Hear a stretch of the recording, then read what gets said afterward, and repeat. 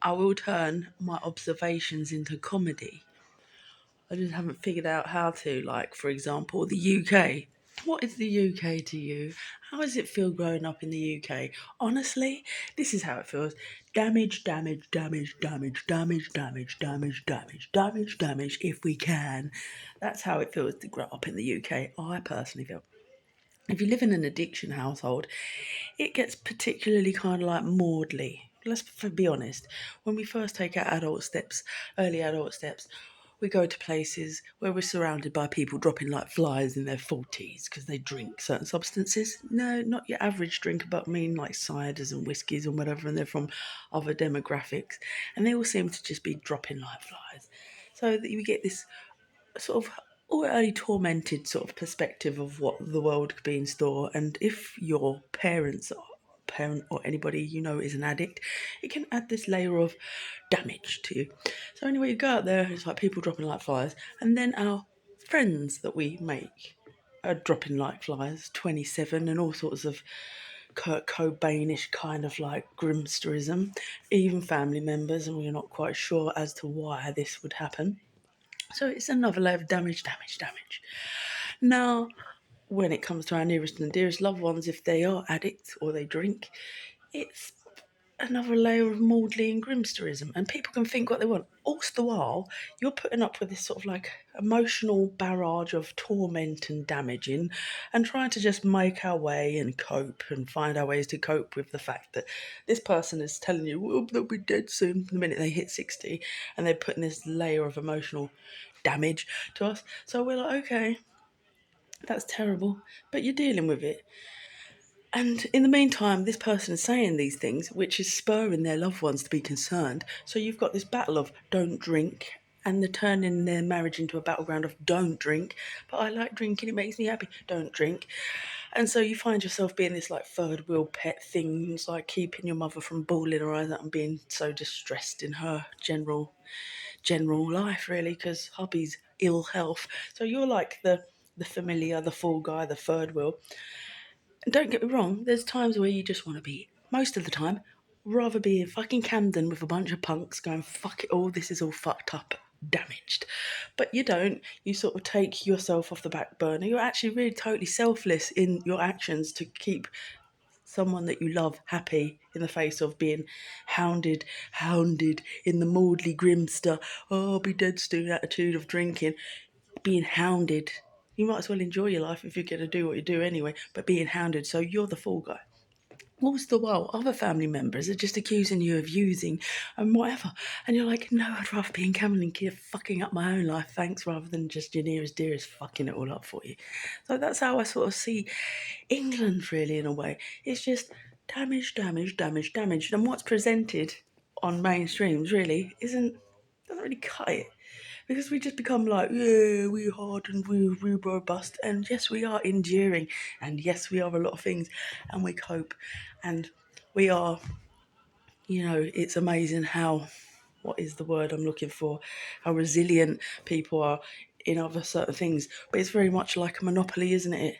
It's like people that you meet in a Weatherspoons, it's like they call themselves like your surrogate mum and dad, and popped them, that one went, and you're like, that was very sudden, wasn't it? It's like you go into hospital, they seem to be fine, and then they're gone. And there's that ethos around that scares the living shit out of you as well, around the spoons.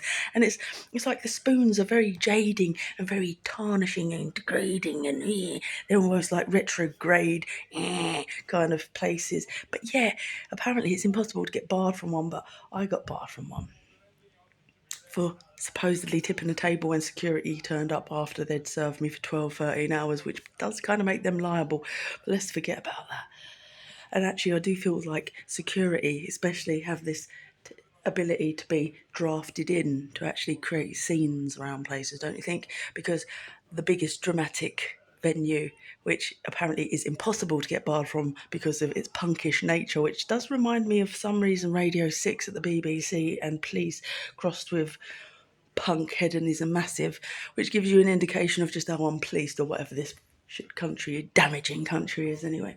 So to get barred from there and actually having done fuck all wrong, then to be sort of like follow you down the creek and the river down to the spoons to get barred from a place. Anyway, I didn't go back to the spoons for about a year. Then you go back in there. And I was drinking in there on a Sunday consistently with family until Mother's Day. And it's like, I remember you, you're not getting served. It's like, it's been like 2 years. So give it another year and then ruin a birthday. I'm not serving you, even though I was drinking there consistently on a Sunday. Like, okay. So damage, damage, damage, damage, damage, damage, damage. That's what it is. That's what the UK means to me. Damaging, addicted, fucking shithole. Oh, and now lowly young. No offense to lowly young. Tell my dealer I miss him.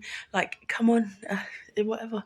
Like, dealers fuck up people's lives, don't they, too? There's the nice side of it, there's the shit side of it, there's the people dropping like flies side of it. There's a lot of sides of it. So yeah, the place is just a damaging shithole, really. If you're actually imbued in it, there's a London thing. So you retreat and you go back in and say, is this as good as it gets in care and love? Is your own family? But actually, they're probably the most square. So therefore, they actually didn't birth you to actually have a life because they just wanted you to just stick to drinking and get a job and sign on, which is just slavery. And you can't make any sense of that damaging ethos. And you've got all your own desires and dreams and other things going on. But that part of you is just not seen or respected or understood or appreciated whatsoever because people are telling you to birth in the damaging shithole before you've even found your own feet. Because all people ever did when you tried to stand up was fucking cut your legs off. So it's like, UK, yeah, it's lovely, isn't it, really? And then people just judge you for not having kids in it. And you go, okay, well, if I did, that would make me a child abuser. If I was to actually pop on into this fucking world as is, with me, the way it's been towards energetically, all over your shit. Damaged. But anyway, it's great. I'm not complaining because they say that, like, God doesn't give you anything you can't cope with. So it's like you find the best coaches, the best people, the best. You're like, wow, this is great. This really talks to my sort of like introverted, sort of bordering autistic side that just wants to find my kingdom of heaven within. And when I found it within, it's like, shit, boy, I love it. But that doesn't mean I want to see inside cells just because I love my internal world so much. It means I want to swim with you in an ocean or stand with you on a fucking mountain and swim with you in the sea. It doesn't mean anything else because I can't understand why I keep law of attracting in the fucking cell life or cell when my parentage was always that in the first place, because that is how the law of attraction works. Apparently, if you groom a kid to the excess of like, we watch TV, we post-nuclear family, watch that TV gogglebox. Oh, is it nasty? Nick a nasty bit. So I was like, oh, okay, we're watching EastEnders. Oh, that's the baddie. Like, I didn't already know that's a kid, but then you got your mother and your father telling you that that's the baddie. Don't be like the baddie. Don't do the baddie.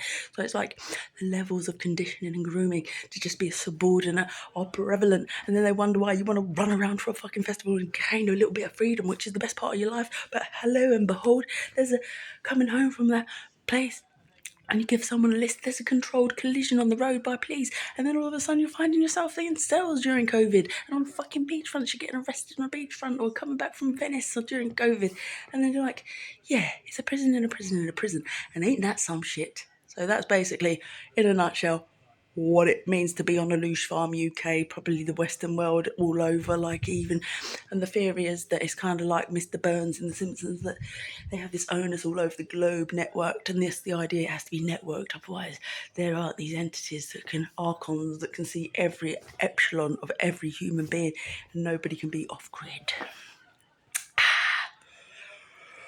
Yeah.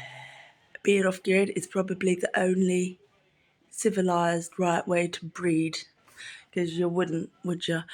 Having a child on the loose is child abuse, and yet the papers are all just obsessed with that for some reason.